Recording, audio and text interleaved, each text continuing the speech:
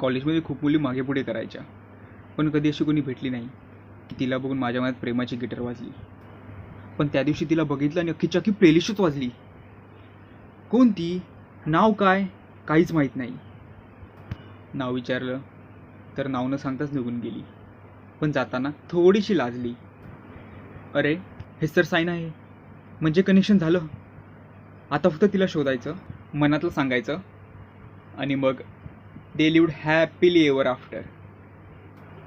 Business आणि लाईफचा startup आणि एकत्र टेक ऑफ.